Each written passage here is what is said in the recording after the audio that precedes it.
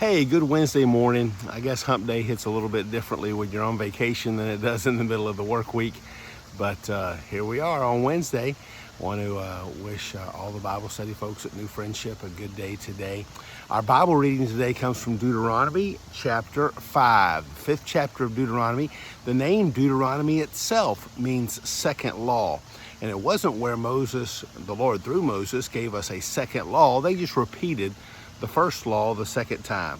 And it's wonderful to be reminded of what the law actually says, the Ten Commandments. It tells us to have no other gods at all before him, to not make any graven images, to honor the Lord's day. I went over these in my head last night, but let me make sure I get them right.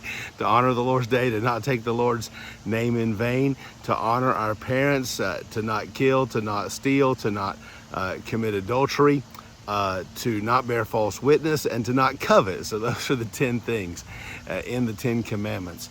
And you know, it's amazing. I once met a woman who had been in church her entire life. And I mean, she was elderly and had been in church her entire life, virtually every week. And she asked me the question. She said, "Pastor," she said, "don't you think you'll go to heaven if you keep the 10 Commandments?" Well, she voiced a concern that we all have, and that is, are we going to end up in heaven? But she was all wrong on the commandments. And so I was able to tell her, I said, the commandments are there as a mirror to show us how far short that we come. It's not there to give us a path to heaven or a goal to keep. Now, certainly we ought to obey the commandments, and you'll be in good standing with society and with your family and with your friends if you honor and obey the 10 Commandments. But we're going to fall short of the 10 Commandments. However, one came to fully honor and fulfill the law, and then to pay the price of the law. The price of sin was death, and Jesus lived a perfect life so that he was in the place to take on death for us.